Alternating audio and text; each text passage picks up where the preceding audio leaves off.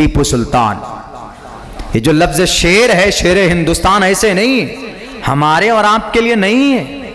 हम और आप तो 1 किलोमीटर दौड़िए तो हाँपने लगते हैं, कांपने लगते हैं। शेर हिंदुस्तान फजर की नमाज के बाद से लड़ रहा और कोई बैकअप नहीं है, कोई स्ट्रॉन्ग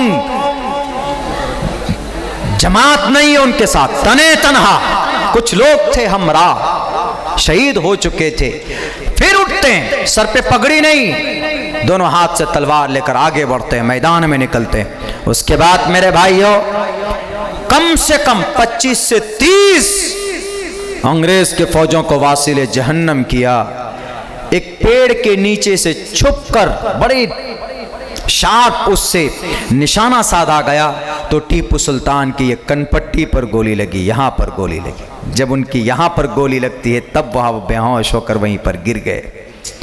तब भी अंग्रेज में यह हिम्मत नहीं थी, 1 घंटे तक उसकी बॉडी के पास तक नहीं गया अंग्रेजी कोई फौजी। क्यों? शेर सोया हुआ है, कहीं उड़ गया तो हमारा खात्मा हो जाएगा। नारे तकबीर, नारे तकबीर, शेर हिंद टीपू सुल्तान, शेर हिंद टीपू सुल्तान, नारे तकबीर। तो ये टीपू सुल्तान का एक रौब था। 1.5-2 घंटे के बाद में एक फौजी जाता है डरता हुआ, कांपता हुआ।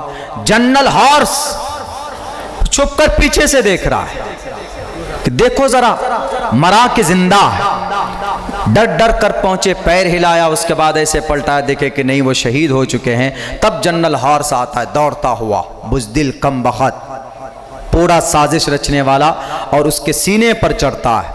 सीने पर चढ़कर तब कहता है 1799 में, तब वो कहता है कि आज से ये देश हमारा है, क्योंकि आज हमने हिंदुस्तान के शेर को शहीद किया है। आज मेरे रास्ते में रुकावट पैदा करने वाला कोई नहीं। ए देश के लोगों, ये थे टीपू सुल्तान। लाओ ऐसी कोई तारीख, किसी मां ने आज तक ऐसा बच्चा, ऐसा योद्धा पैदा नहीं किया। भारत की धरती में इतना बड़ा फ्रीडम फाइटर, स्वतंत्र सेनानी, जिनकी इतनी मजबूत और इतनी जमामर्दी और शेर की जिंदगी की तरह और शेर की तरह शहीद होकर चले गए, अगर उनका नाम लिया जाता है तो गलत नहीं होना चाहिए। इंसाफ पसंद बादशाह, इंसाफ पसंद। मैंने संस्कृत में एक मंत्र पढ़ा, क्या है? राजा जा नरपति पर जा दुख दाता, जा नरपति पर जा दुख दाता, सो नर तुरत नरक में हो जाता। जो राजा अपने प्रजा के साथ इंसाफ करता है, इसमें तो नरक में बारे में लिखा है कि जो राजा अपने प्रजा के साथ जुल्म करता है वो हमेशा मरने के बाद फौरन नरक में जाता है। इसका उल्टा माना यह कीजिए कि जो राजा अपने प्रजा के साथ इंसाफ करता है, जो नहीं करता वो नरक में जाता है। इस मंत्र में लिखा है जा नरपति पर जा दुख दाता, जा नरपति पर जा सुख दाता। जो राजा अपनी प्रजा को सुख देता है वो मरने के बाद फौरन स्वर्ग में जाता है। इस मंत्र के आधार पर हम ये भी कह सकते हैं कि हमें कभी उम्मीद है अल्लाह की जात से कि टीपू सुल्तान के साथ अल्लाह ने अच्छा मामला किया होगा, इसलिए कि जिस आदमी की 40 साल से कभी नमाज कज़ा नहीं हुई, वह आदमी अल्लाह का कितना बड़ा मुत्तकी होगा, अल्लाह का वली होगा। वह राजा ही नहीं था। अगर आरोप लगाते हैं तो गलत है। उनके बारे में उनके औसाफ और कमालात को पढ़ा जाए, दुनिया की किताबों में मौजूद है। कितनी कोशिशें की उस बेचारे ने, कितनी कोशिशें की इस देश को आजाद करने के लिए, किसानों की भलाई के लिए। उन्होंने एग्रीकल्चर जो लोन दिया जाता है आज की तारीख में, आरबीआई ने जो उसको बाकी रखा एग्रीकल्चर किसान लोन, ये टीपू सुल्तान का इजाद किया हुआ है। जो रेशम का कारोबार है, ये टीपू सुल्तान का इजाद किया हुआ है। ये जो भूमि सुधार है, ये टीपू सुल्तान का इजाद किया हुआ है। लोगों के हक में था वो। अंग्रेज ने बड़े बड़े ऑफर दिए, उन्होंने कहा कि बिल्कुल नहीं, उन्होंने कहा कि हम नबी पाक अलैहिस्सलाम के गुलाम हैं।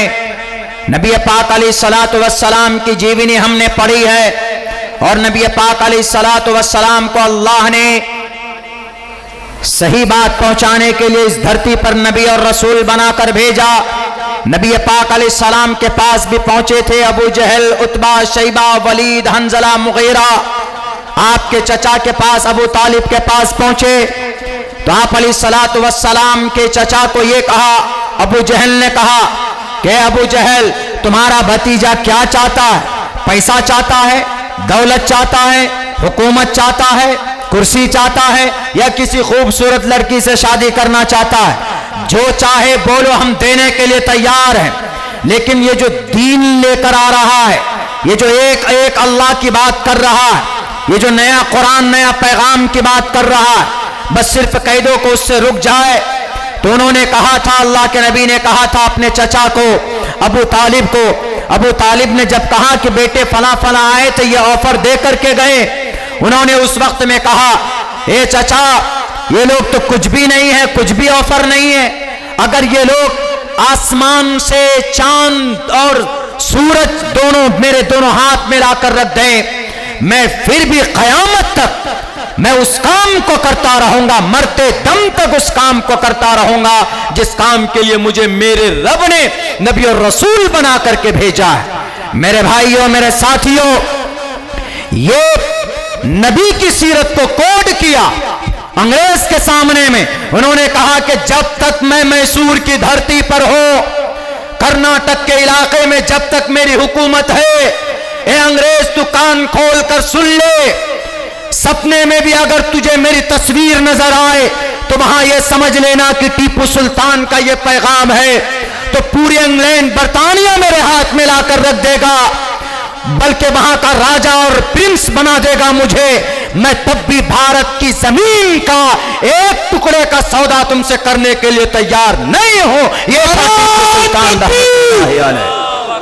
नारे तकबीर, शेर हिंद टीपू सुल्तान, शेर हिंद हजरत टीपू सुल्तान।